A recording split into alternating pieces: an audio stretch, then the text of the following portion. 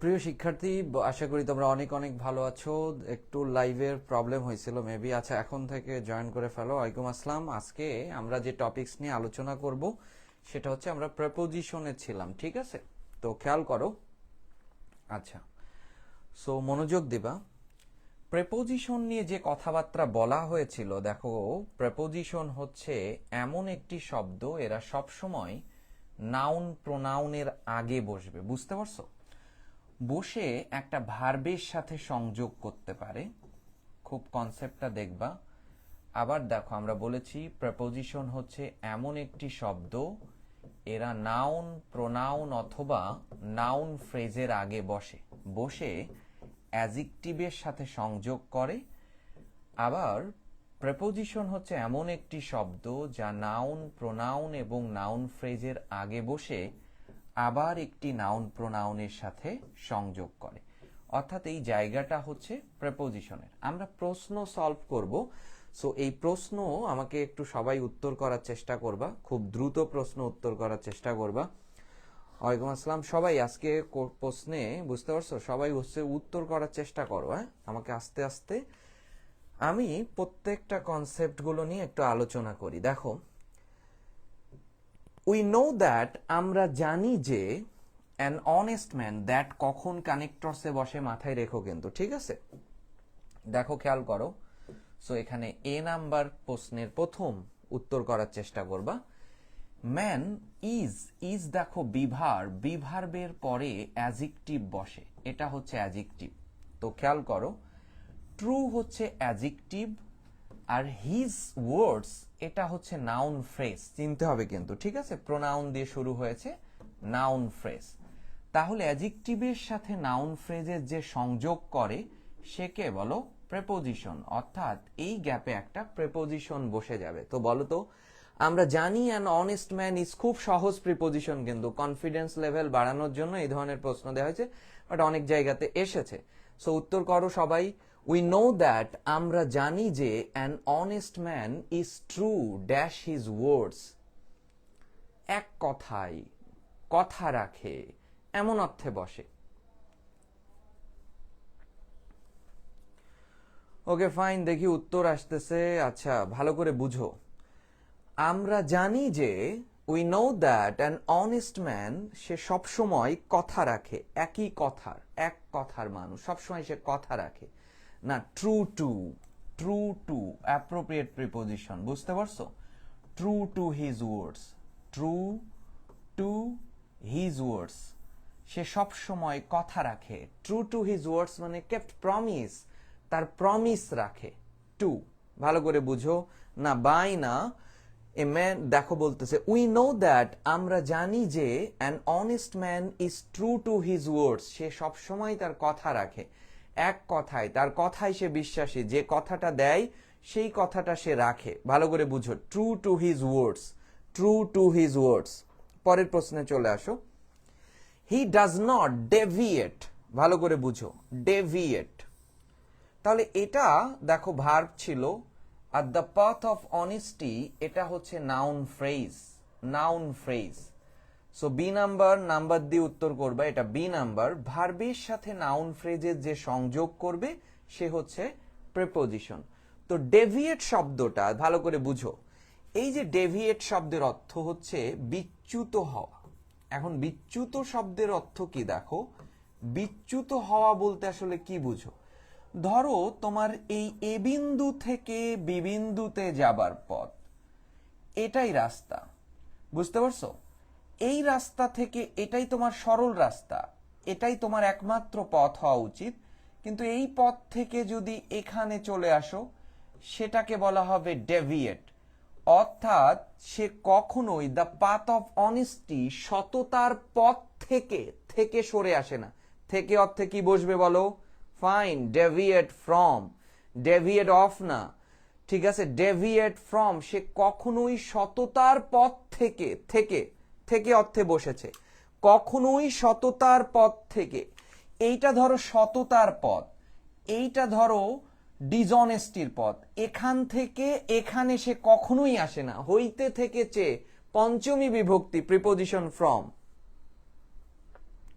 সুন্দর, হইতে থেকে চেয়ে পঞ্চমী বিভক্তি প্রিপোজিশন ফ্রম হয়ে যাবে। তাহলে খুব সরল গ্যাপ, কিন্তু মিনিং করো, সে কখনোই সততার পথ থেকে সরে আসে না।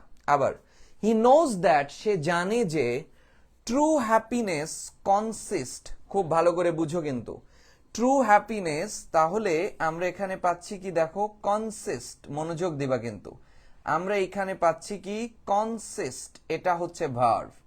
আবার এখানে পাচ্ছি দেখো অনেস্টি, খুব মনোযোগ দাও, এই অনেস্টি হচ্ছে নাউন আর কনসিস্ট হচ্ছে ভার্ব। ভার্বের সাথে নাউনের যে সংযোগ করবে সেই তো প্রেপোজিশন, বুঝতে পেরেছো? তাহলে এখন যে মূল জায়গাটা, এটা সবাই উত্তর করো তো, কনসিস্ট, কনসিস্ট, ওকে। কনসিস্ট দেখে এটা কিন্তু এই রিলেটেড প্রশ্ন কিন্তু অ্যাডমিশন টেস্টেও এসে থাকে, একটু মনোযোগ দিবা। এখানে আমরা চলে আসি, দেখো কনসিস্ট, কনসিস্ট দেখেও অধিকাংশ শিক্ষার্থীর মনোজগতে চিন্তা হতে পারে কনসিস্ট অফ, কনসেপ্টটা বুঝো। আবার কনসিস্ট ইন, বুঝতে পারছো? কনসিস্ট অফ শব্দের অর্থ, এই জন্য খুব সাবধানে আনতে হবে, বিভক্তি তো। কনসিস্ট অফ শব্দের অর্থ গঠিত, গতদিনে আমরা পেয়েছিলাম। কনসিস্ট অফ শব্দের অর্থ made up of, consist of মানে গঠিত, আর কনসিস্ট ইন মানে অন্তর্নিহিত। ভালো করে বুঝো, আমি বললাম আমার হাতে যে স্লাইড চেঞ্জারটা রয়েছে, এটা বললাম কনসিস্ট অফ প্লাস্টিক, এটা প্লাস্টিকের তৈরি। আর আমি বললাম এর মধ্যে একটা ব্যাটারি, কপারের ব্যাটারি অন্তর্নিহিত আছে, কনসিস্ট ইন। কনসিস্ট ইন শব্দের অর্থ ভেতরে অন্তর্নিহিত থাকা। ভালো করে বুঝবা, what is the difference between consist of and consist in. এই কলমটা দেখো, এটা কি consist of plastic, consist of plastic, এটা প্লাস্টিক দিয়ে গঠিত, কিন্তু এর মধ্যে কি আছে সেটাকে আমরা বলবো কনসিস্ট ইন, অন্তর্নিহিত। তো আমরা এখন মিনিং করে দেখব যে এখানে কি অর্থে বসেছে। হি নোজ দ্যাট, সে জানে যে ট্রু হ্যাপিনেস, সত্যিকারের সুখ অনেস্টি দিয়ে গঠিত। এটা কি হয় নাকি? সুখের কি দৃশ্যমান কোনো সত্তা আছে? না, সত্যিকারের সুখ কি সততার মধ্যেই অন্তর্নিহিত। এইখানে হবে কনসিস্ট ইন। আমি আশা করি বুঝাতে পেরেছি কনসিস্ট অফ এবং কনসিস্ট ইন এর মধ্যে পার্থক্য কি, আশা করি বুঝতে পেরেছো। ওকে ফাইন, সুন্দর। তাহলে মিনিং জেনে উত্তর ভুল করা, এগুলো হচ্ছে খুবই বাজে কাজ, কিন্তু মিনিং জেনে উত্তর ভুল করা এগুলো খুব খারাপ কথা।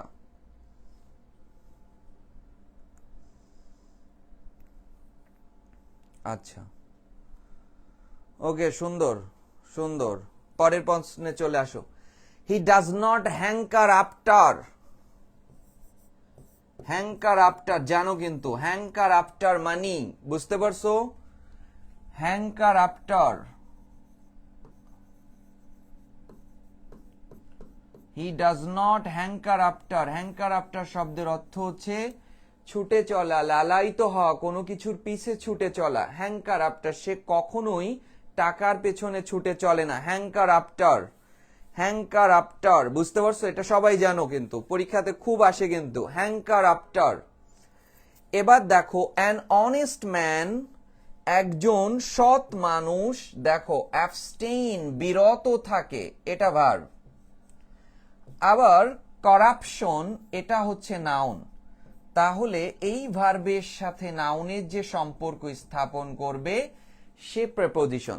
তাহলে বুঝো, অ্যান অনেস্ট ম্যান, একজন সৎ মানুষ, অ্যাবস্টেইন হিমসেলফ, নিজেকে বিরত রাখে। বিরত রাখে, কোথা থেকে বিরত রাখে?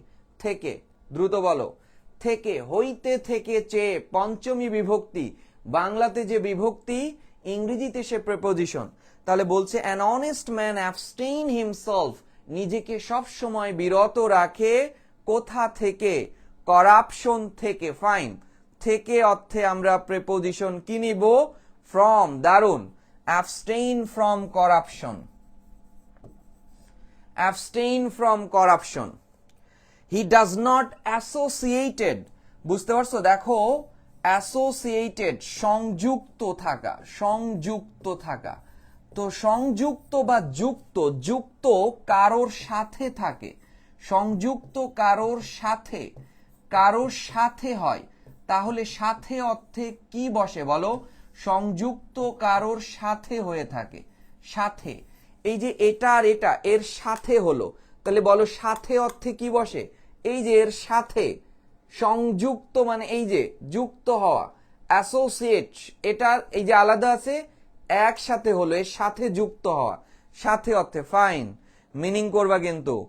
আরে অ্যাসোসিয়েট ইন না উইথ, বুঝতেই পারতেছো। He does not associate with the corrupt people, সে কখনোই দুর্নীতিপ্রবণ মানুষের সাথে অর্থাৎ অসৎ লোকের সাথে সে সংযুক্ত থাকে না।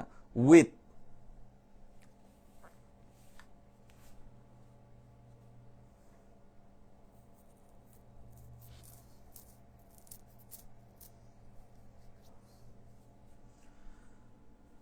ফাইন, সাথে অর্থে, কনসেপ্টটা ক্লিয়ার করো, সাথে অর্থে। আর এটা আমি গ্রুপে হচ্ছে এই পিডিএফটা এভাবেই করে দিব আজকের থেকে, হ্যাঁ?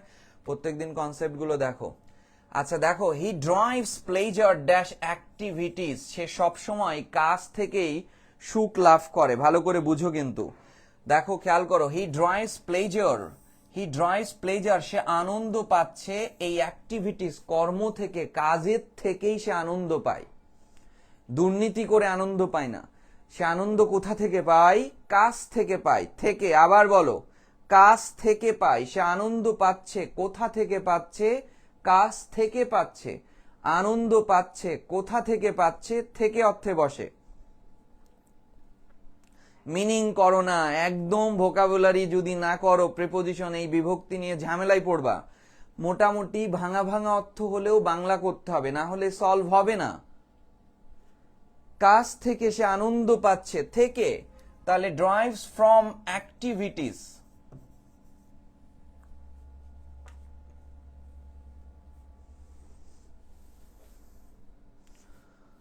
আচ্ছা খেয়াল করো, এখানে একটু মনোযোগ দাও। অ্যাসপায়ার শব্দটা লিখে রাখো।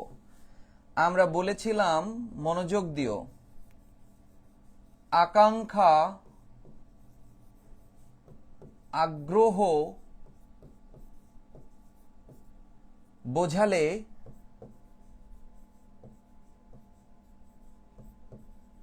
প্রেপোজিশন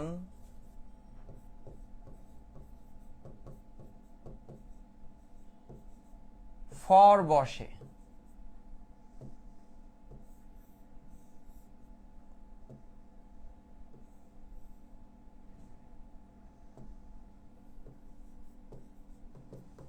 যেমন দেখো, ডিজায়ার ফর আকাঙ্ক্ষা, প্যাশন ফর, প্যাশন কোন কাজের প্রতি তুমুল আকাঙ্ক্ষা। দেখো খেয়াল করো, ইয়ার্ন ফর আকাঙ্ক্ষা, লং ফর আকাঙ্ক্ষা। বুঝতে পারছো? ব্যতিক্রম হচ্ছে এই অ্যাসপায়ার। এই অ্যাসপায়ার শব্দের অর্থ হচ্ছে আকাঙ্ক্ষা, বাট অ্যাসপায়ার এর পরে প্রিপোজিশন টু ব্যবহার হবে।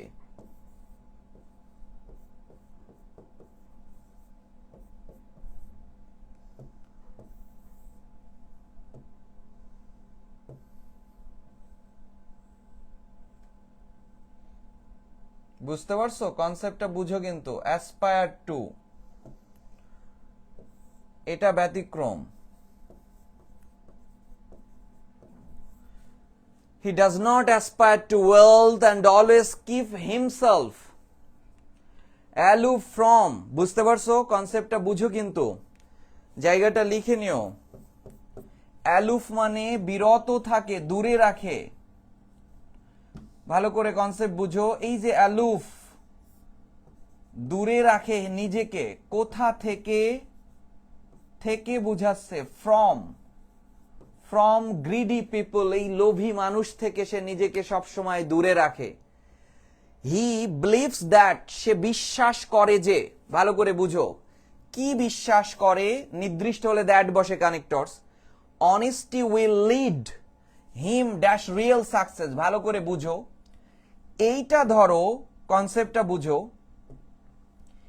এই যে জায়গাটা ধরো পাচ্ছ, এই জায়গাতে সাকসেস রয়েছে, সফলতা, পিনাকল অফ সাকসেস, সফলতার চূড়া একজন। আর এখানে একজন অনেস্ট পিপল রয়েছে, ভালো করে বুঝো।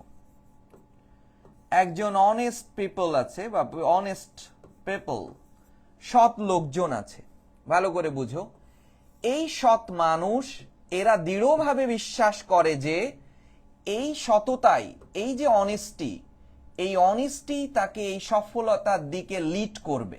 বুঝতে পারছো? নির্দেশ করবে, লিড করবে। এই যে লিড করতেছে কোন দিকে? এই দিকে, এই সফলতার দিকে। তাহলে দিকে অর্থে কি বসে বলো? টু। দিকে অর্থে আর কি বসে? টুয়ার্ডস। সো এই জন্য এখানে টু ব্যবহার করব। ওয়ালাইকুম আসসালাম। বুঝতে পারছো? কনসেপ্টটা বুঝো কেন এই প্রিপোজিশন হলো। আমরা দেখে ফেলি আমাদের কি কি কনসেপ্টগুলো আমরা পেয়েছি। এ নাম্বার বি আমরা সি তে দেখেছিলাম, দেখো ইন, কনসিস্ট ইন কেন হলো, ঠিক আছে। ডি নাম্বারে হ্যাঙ্কার আফটার, সবাই পেরেছিল অ্যাপ্রোপ্রিয়েট প্রিপোজিশন। অ্যাবস্টেইন ফ্রম ইতে। এফ নাম্বারে আমরা অ্যাসোসিয়েট উইথ ব্যবহার করেছি, সংযুক্ত থাকে, ঠিক আছে। এবং দেখো জি নাম্বারে ড্রাইভস প্লে, এটা ভুল করেছিল, অনেকেই ভুল করতেছিল। অ্যাসপায়ার টু, অ্যাসপায়ার টু আকাঙ্ক্ষা অর্থে বসে। এছাড়া আকাঙ্ক্ষা হলে প্রিপোজিশন ফর ব্যবহার হয়। এবং অ্যালুফ ফ্রম, এটা সবাই পেরেছিল। লিড টু কেন হইল? নির্দেশ করে কোন দিকে। সো লিডের পরে আমরা প্রিপোজিশন টু ব্যবহার করতে পারি। আচ্ছা, এখন যে কাজটা করবা ভালো করে বুঝো, দেখতে পাচ্ছ কিনা? Okay fine.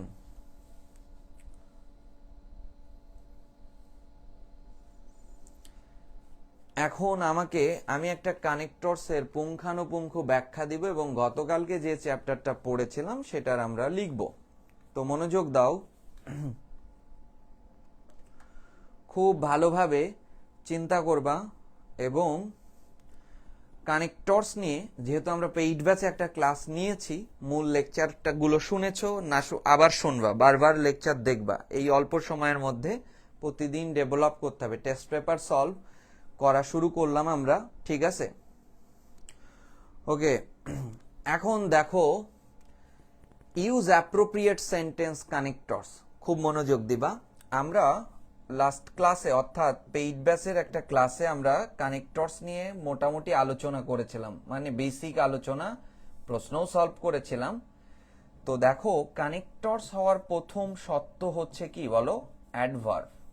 একটু ভালোভাবে বুঝবা, স্পষ্ট ক্লিয়ার হয়ে যাবে আজকে। তাহলে সাবজেক্ট, ভার্ব, অবজেক্ট, আরো স্পষ্ট করে বড় জায়গা নিয়ে লিখি।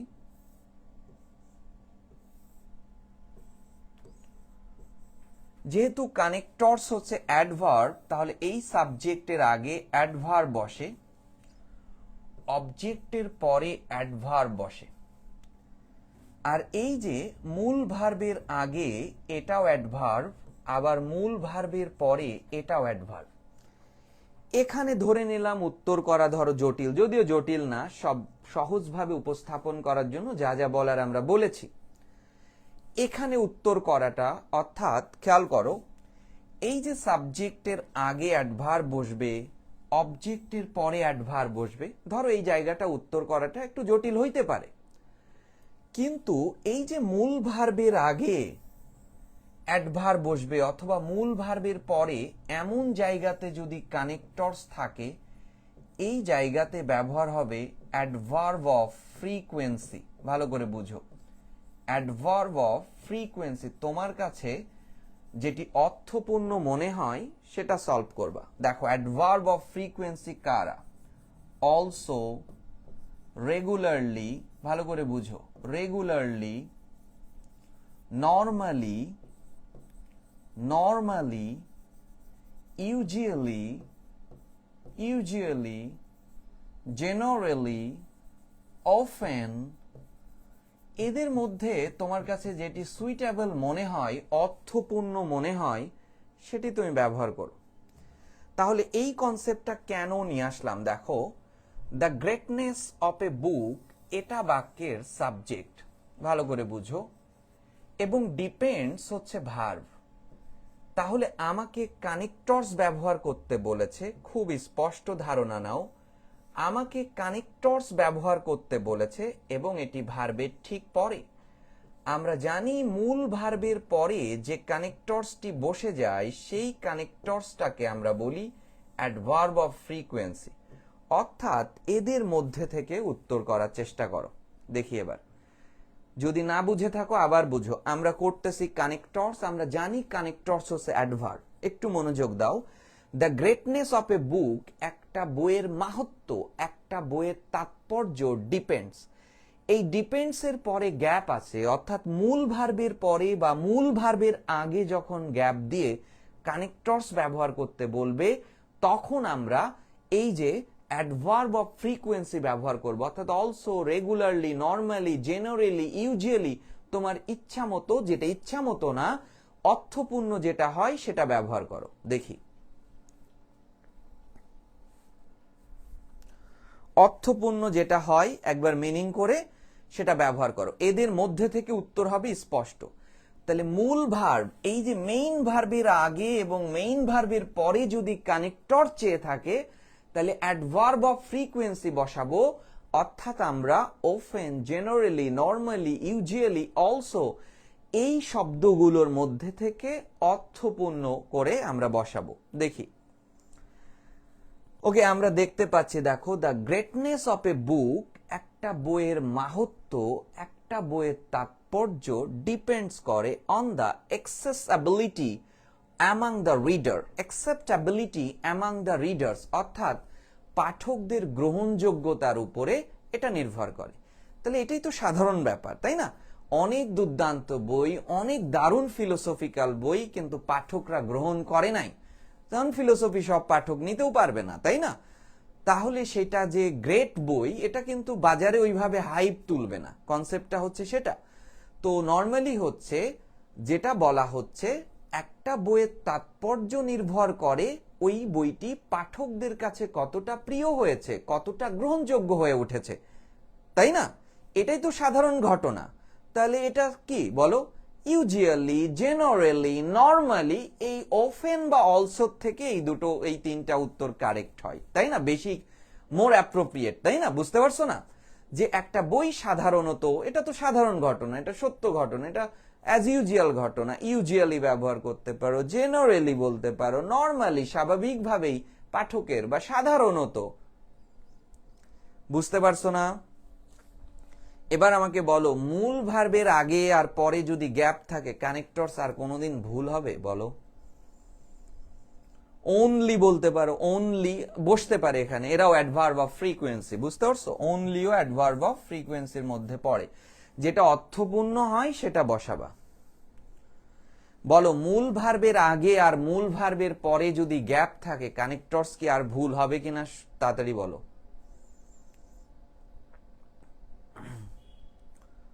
জানাও, তাড়াতাড়ি বলো, আমার ক্লাস আছে কিন্তু একটু পরে। আবার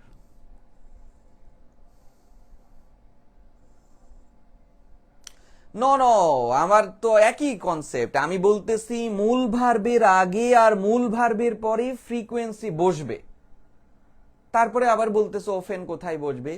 এই জায়গাতেই বসবে, এই জায়গাতেই মূল ভার্বের আগে কানেক্টরস আর পরে কানেক্টর যদি চাই, অর্থাৎ প্রি মডিফাই আর পোস্ট মডিফাই, তাহলে এই সম্ভাব্য উত্তরগুলো হবে। এরপরে বাক্যের আলোকে অর্থপূর্ণ করার জন্য আমি কাকে নিব?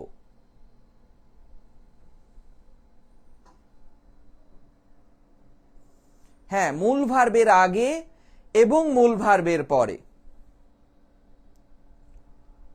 মূল ভার্বের আগে এবং মূল ভার্বের পরে কি বসবে? Adverb of frequency. এদের মধ্যে উত্তর হবে, তার মধ্যে থেকে আবার কি ওই বাক্যের জন্য, যেমন এই বাক্যের জন্য অনলি, অলসো, অফেন এর থেকে জেনারেলি, ইউজুয়ালি, নর্মালি বেশি সুইটেবল, ভালো। এখানে অলওয়েজ দিলেও আরো একটা শব্দ বেড়ে গেল, অলওয়েজ ও অ্যাডভার্ব অফ ফ্রিকোয়েন্সি। হ্যাঁ, এভাবে মতামত দিতে হবে, এটাও অ্যাডভার্ব অফ ফ্রিকোয়েন্সি। হ্যাঁ, পাঠকের গ্রহণযোগ্যতার উপরই সবসময় সর্বদাই। ওকে, ফাইন, হবে। কনসেপ্টটা বুঝেছো? এ নাম্বারে যে কনসেপ্ট, প্রত্যেকটা আমি 14টা গ্যাপই আলোচনা করব। এ নাম্বারের কনসেপ্টটা কি বুঝছো কিনা?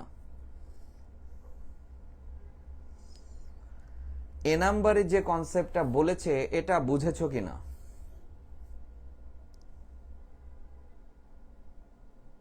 জানাও।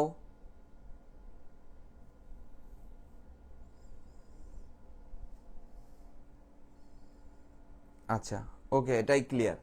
শোনো, কানেক্টরস নিয়ে যদি তোমার মনোজগতে এমন ভাবনা আসে এটা হবে না, ওইটা হবে না, এটাও তো হয়, তাহলে এটা যত টেস্ট পেপার সলভ করি লাভ হবে না।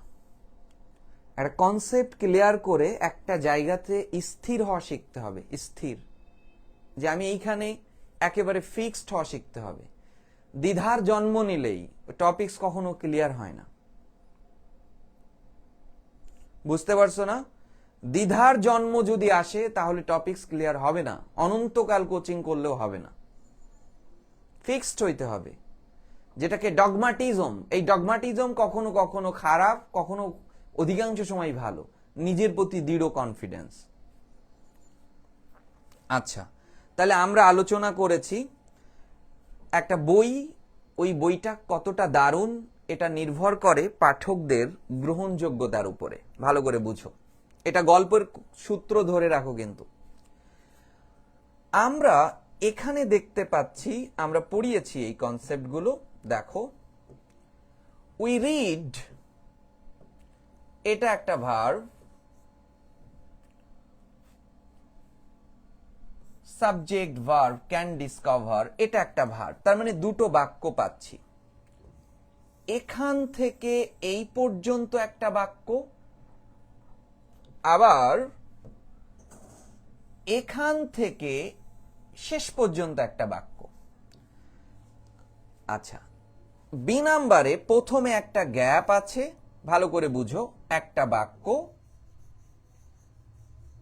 মাঝে একটা গ্যাপ আছে, ও নিয়ে আমি চিন্তা করলাম না এখন, কমা, আরেকটি বাক্য।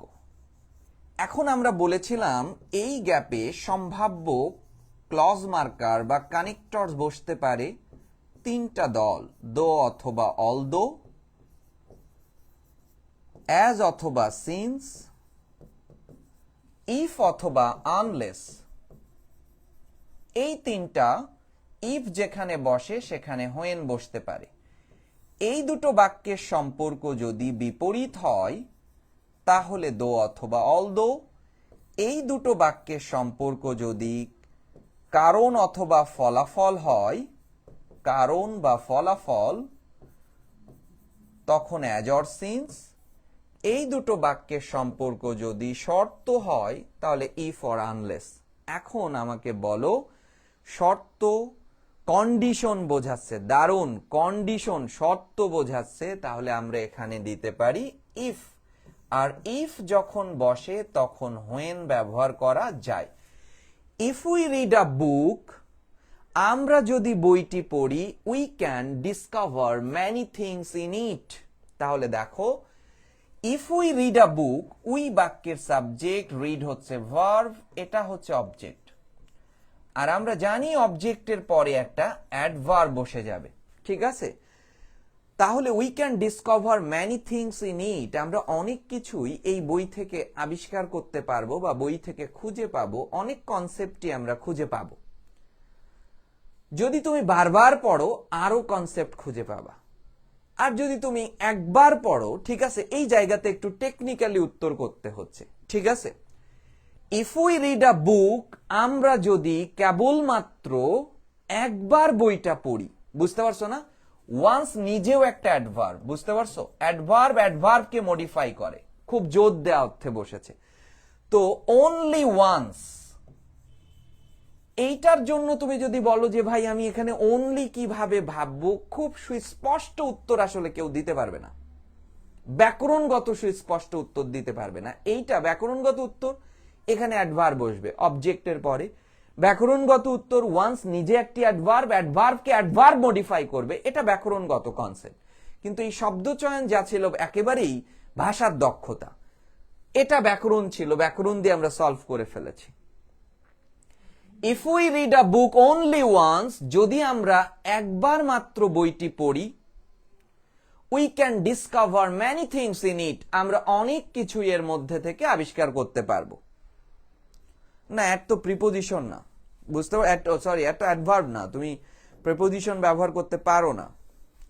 এখানে প্রিপোজিশন নাউন ফ্রেজকে মডিফাই করবে, নাউন ফ্রেজের আগে বসতে পারে, ওখানে অ্যাড বসতে পারে না।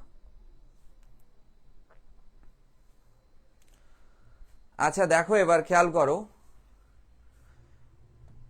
দেখি এবার বলো।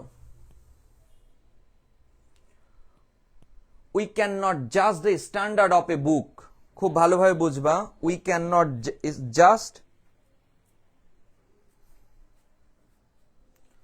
মনোযোগ দাও, দেখো বলছে বেজিং অন ওয়ান রিডিং, দেখো এর মধ্যে কোনো ভার্ব নেই, তাহলে এটি একটি ফ্রেজ। এই ফ্রেজকে মাথা ব্যথা নিও না, কানেক্টরসে ফ্রেজকে যদি শুরুর দিকে ভালো করে বুঝো, প্রথমে গ্যাপ, ক্লজ, কমা দিয়ে আরেকটি ক্লজ, এমন যদি হয়, এই যে ক্লজ ক্লজ, তাহলে কনসেপ্টটা কিন্তু এই। কিন্তু প্রথমে যদি ফ্রেজ কমা দিয়ে ক্লজ, তাহলে এইটা তোমাকে খুব একটা ভোগাবে না। এই ক্লজের পরিচয় জানলে এটা উত্তর হবে। আমি এই ফ্রেজটাকে আমার ভাবনা থেকে বাদ দিয়ে দিচ্ছি, পরের দিকে ফ্রেজ হইলে ভিন্ন কথা, কিন্তু শুরুতে ফ্রেজ বসেছে, আমি আমার ভাবনা থেকে এটা বাদ। এবার আমি পাচ্ছি উই ক্যান নট জাজ দ্য স্ট্যান্ডার্ড অফ এ বুক, এটা একটা নেগেটিভ বাক্য, না বোধক বাক্য, নেগেটিভ, একটা নেগেটিভ বাক্য। তাহলে ডি নাম্বারের ব্যাখ্যাটা আমরা পড়িয়েছিলাম, একটা নেতিবাচক বাক্যের আগে নাবোধক বাক্য যখন থাকবে, খুব ভালো করে বুঝো, একটা নেগেটিভ বাক্য যখন থাকবে তাদের আগে কানেক্টরস বাট অথবা ইয়েট এর ব্যবহার করবা। বাট কিন্তু উই ক্যান নট জাজ দ্য স্ট্যান্ডার্ড অফ এ বুক, আমরা একবার একটা বইয়ের স্ট্যান্ডার্ড জাজ করতে পারি না বেজিং অন ওয়ান রিডিং, একবার পড়ার উপর ভিত্তি করে। ওকে ফাইন, নেগেটিভ সেন্টেন্স ছিল তাসলিমা আক্তার, দারুণ সুন্দর, বাট অথবা ইয়েট, এভাবেই ব্যাখ্যাগুলো যদি শোনো আমার কাছে মনে হয় না, এবং তুমি কানেক্টরসের আরো ক্লাস করে আসো, এরকম সুস্পষ্ট রিজন 14টা উত্তরেরই মোটামুটি 10 থেকে 12টা গ্যাপেরই সুস্পষ্ট রিজন দেওয়ার আমি চেষ্টা করি।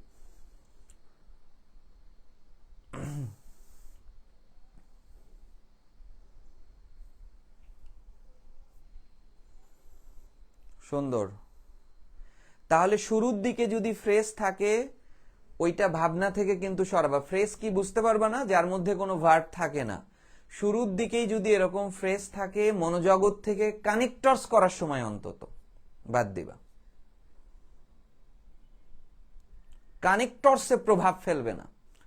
শুরুতেই ফ্রেজ, পরে ক্লজ, এর এই ধরনের স্ট্রাকচার কানেক্টরসের উপর প্রভাব ফেলবে না, ক্লজ দেখেই উত্তর করে দেয়া যাবে। আশা করি বুঝতে পেরেছো। তো খেয়াল করো এবার, এ বুক ইজ প্রেইজড, এর মধ্যে একটা বাক্য রয়েছে, ভার্ব আছে, এই পর্যন্ত দেখেছো, কমা আছে, আমি এই গ্যাপ নিয়ে কিন্তু মাথা ঘামাচ্ছি না, এটা নিয়ে। এবং উই হ্যাভ নো ডাউট, এটার মধ্যে একটা বাক্য রয়েছে, বাক্য হ্যাভ। এবার বলো, এই যে ক্লজ, এটা ক্লজ, এটা ক্লজ, এই ক্লজ ক্লজের সম্পর্ক বলো, কারণ ফলাফল শর্ত বিপরীত হইলেই হবে।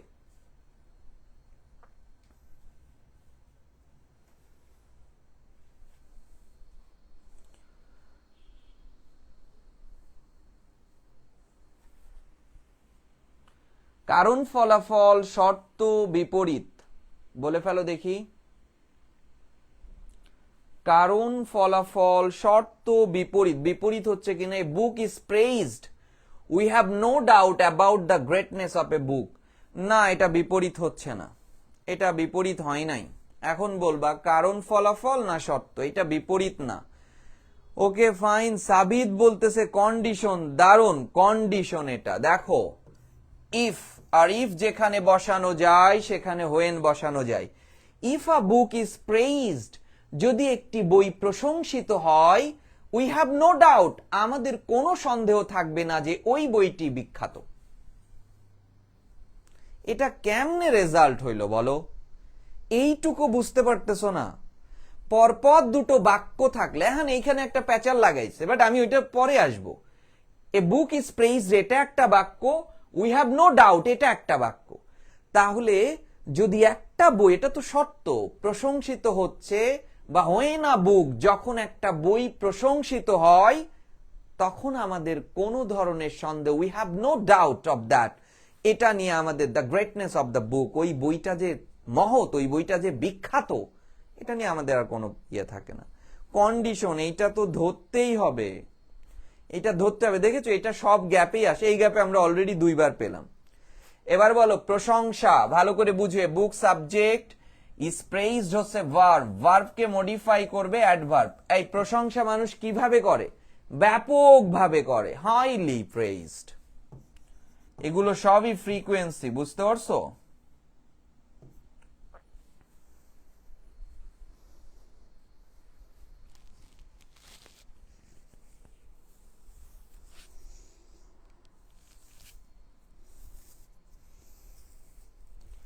প্রশংসা গ্রেটলি করে, প্রশংসা হাইলি করে, প্রশংসা ইমেন্সলি ব্যাপকভাবে করে, প্রশংসা ইন্টেন্সিভলি তীব্রভাবে করে।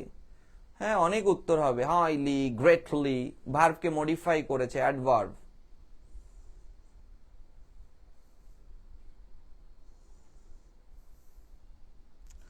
না লার্জলি মানে একটা প্রশংসার কি আকৃতি আছে যে এইখান থেকে, এটা হয় না, এটা অর্থ হারাবে।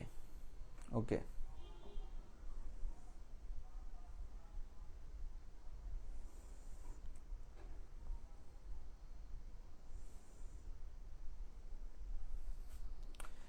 এবার চলে আসো একটু আগে যা পড়েছি, দেখো উই মে নট আন্ডারস্ট্যান্ড এ বুক, একটা বলতেছে, খেয়াল করো, উই মে নট আন্ডারস্ট্যান্ড এ বুক, আমরা একটা বই বুঝতে পারবো না। We may not understand a book, আমরা একটা বই সম্পর্কে বুঝতে কি পারবো না। এবার দেখো দ্য ফার্স্ট রিডিং, এর মধ্যেও কোনো ভার্ব নেই, দেখেছো? কোনো ভার্ব নেই, তাহলে এটা একটা ফ্রেজ, এবং আর্টিকেল দিয়ে শুরু হয়েছে, তাহলে এটা একটা নাউন ফ্রেজ। এ বুক, দেখেছো এটা একটা নাউন, নাউনের সাথে নাউন ফ্রেজের সংযোগ করবে প্রেপোজিশন। এইখানে বাধ্য হচ্ছে আমরা একটা প্রেপোজিশন আনতে, যা সাধারণত কানেক্টরস এর সাথে আসলে যায় না। কিন্তু এটা বোর্ডের প্রশ্ন ছিল, মেবি রাজশাহী বোর্ড 2023 এর প্রশ্ন এটা, খেয়াল করো রাজশাহী বোর্ড 2023 এর কোশ্চেন, সো একটু ভালো করে বুঝো। ফাইন, এখানে তাকাও একটু, এটা কি কারণ ফলাফল খুঁজে যাচ্ছে এখন? এটা হবে? এ তো বাক্যই হয় নাই, দ্য ফার্স্ট রিডিং, এর মধ্যে তো কোনো ভার্বই নাই, তাহলে এই অংশটা হচ্ছে ফ্রেজ, আর এই অংশটা সেটা আমরা নিয়ে আসবো ফ্রেজ। এবার দেখো এ বুক, এটা একটা noun, are the first reading এটা নাউন ফ্রেজ।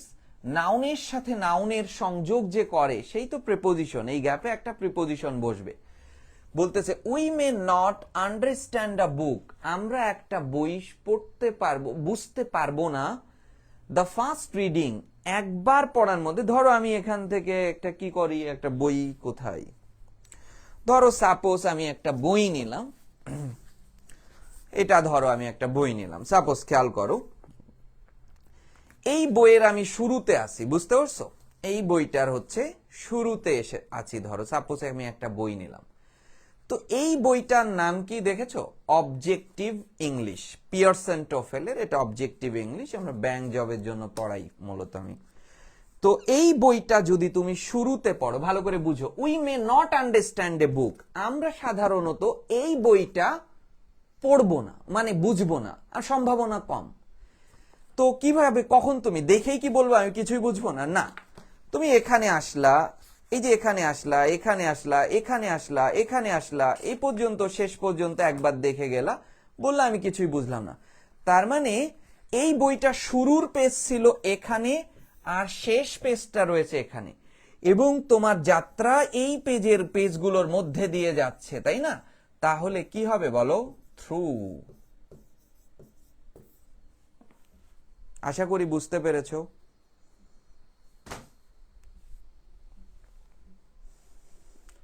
বুঝেছো কিনা বলো?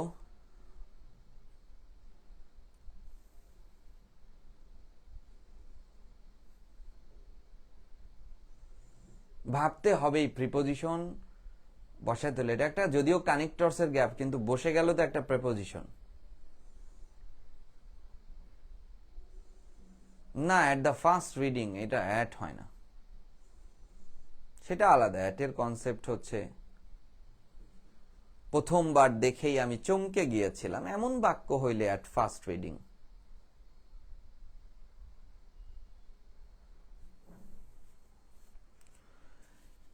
এবার আসো, but if it is read more than, এই একবার পড়ে তুমি সাধারণত বুঝতে পারবা না, এটা বলতেছে। সম্ভাবনা আছে যে খুব মেরিটোরিয়াস আছে, সাধারণত আমাদের মতো যারা, আমরা সাধারণত বুঝতে পারবো না। But if it is read more than once, যদি এটা একের অধিকবার পড়া হয়, ভালো করে বুঝো, উই উইল সি, খুব মনোযোগ দিবা, ইট ওয়াজ রিড, তখন আমরা দেখতে পাবো।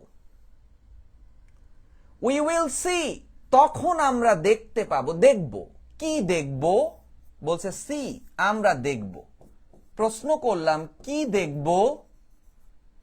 এই কি এর উত্তর দিলেই তখন দুইজন কানেক্টরসের উদ্ভব হয়ে যাবে, এক হচ্ছে দ্যাট, আর এক হচ্ছে হোয়াট। নির্দিষ্টতা জ্ঞাপন করলে দ্যাট, অনির্দিষ্টতা জ্ঞাপন করলে হোয়াট। সো আমরা দেখব, কি দেখব? কি দেখব? ইট ওয়াজ রিড, কেন পড়া হয়েছে, খেয়াল করো। অথবা দুইটা কনসেপ্ট থেকে আমরা দেখি এই জায়গাতে নিয়ে আসতে পারি, আমরা কি ব্যবহার করতে পারি, এই কনসেপ্টটা আমরা যেন ক্লিয়ার করতে পারি। খুব মনোযোগ দিবা। We will see that it was read, এটা পড়া হয়েছে, ভালো করে বুঝো। ইট ওয়াজ রিড, গ্যাপ, আবার বলা হচ্ছে ইট ওয়াজ প্রেইজড।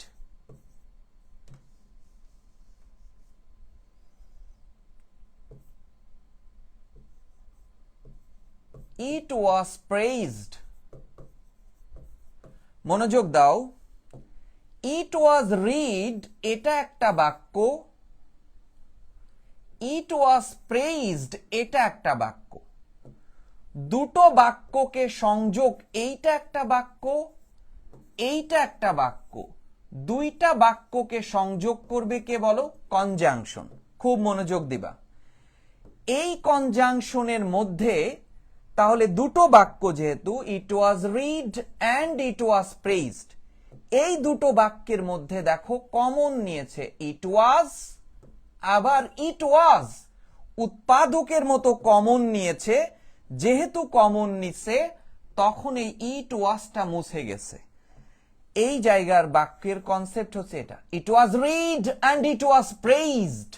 সেই ইট ওয়াজকে কমন নেওয়া হয়েছে মিডিল টার্মের মতো।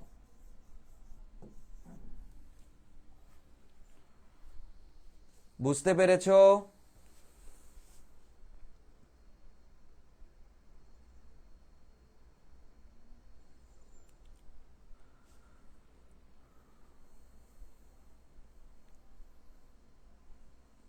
এখানে আরো একটি সুস্পষ্ট উত্তর দেওয়া হতে পারে, উই উইল সি, আমরা তখন দেখব। কেনই বা এই বইটি এতবার পড়া হয়েছে, কেনই বা এই বইটি এতবার প্রশংসিত হয়েছে। এখানে ওয়াইয়ের উত্তরটাও কারেক্ট হতে পারে। কেনই বা এই বইটি এতবার পড়া হয়েছে, কেনই বা এই বইটি এত প্রশংসিত হয়েছে। বুঝতে পারছো?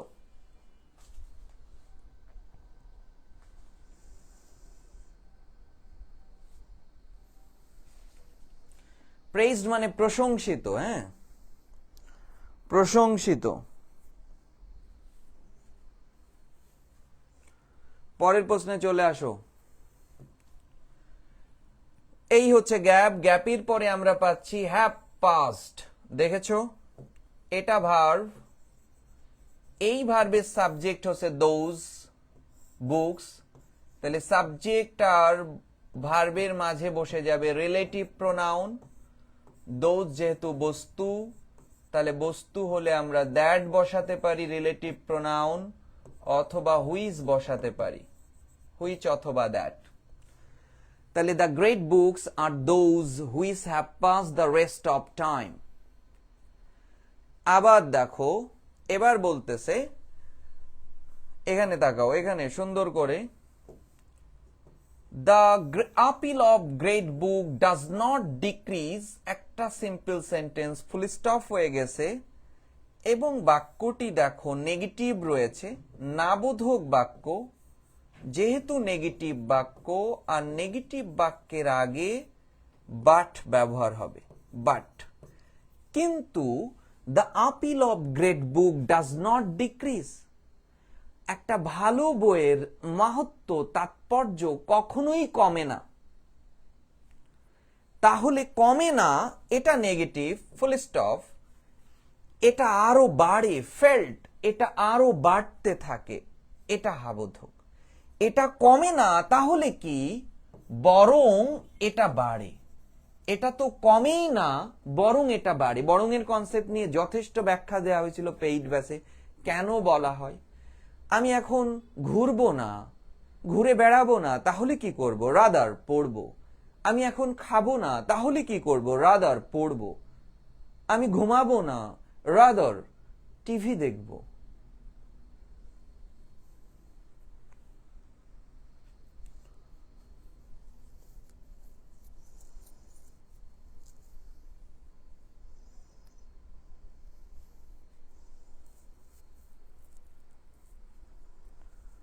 ওকে, ফাইন।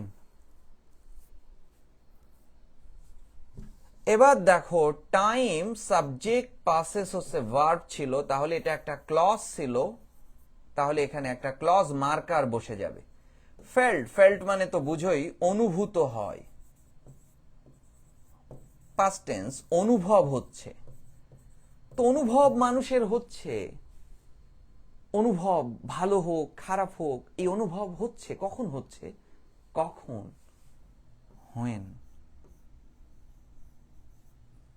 time passes, যখন এই সময় আস্তে আস্তে অতিক্রান্ত হয়ে যাচ্ছে, তখন এই অনুভূত হচ্ছে।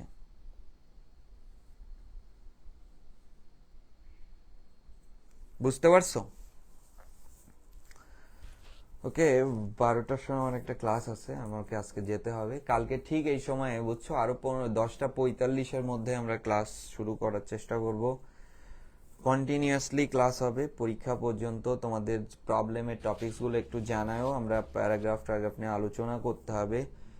প্রবলেম নিয়ে টপিকসগুলো একটু কমেন্টস করে, বা আমাদের যে গ্রুপ আছে এসিপি ইয়াতে যে গ্রুপটা রয়েছে সেখানেও জানাও, বুঝতে পারছো? এবং ইসের মধ্যে এখানেও কমেন্টস করে একটু জানাও, তাহলে পুরো কনসেপ্টটা আমাদের সলভ করতে একটু সহজ হবে।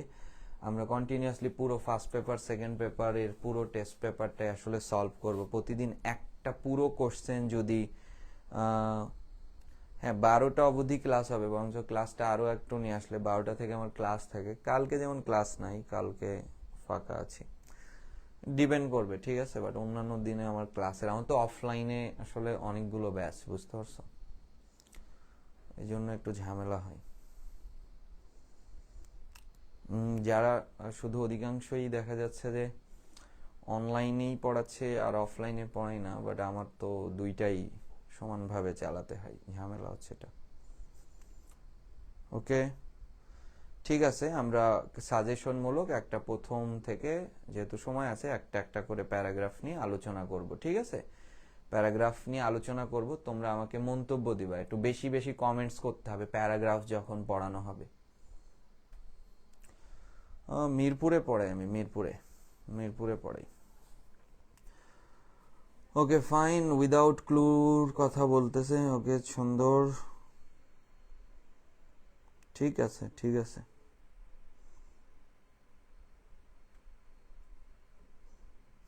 প্যারাগ্রাফ হইলে কমপ্লিটিং সেন্টেন্স হবে। ভাষা, সব ভাষায় প্রত্যেকটা টপিকস একটা আরেকটির সাথে রিলেটেড। হ্যাঁ,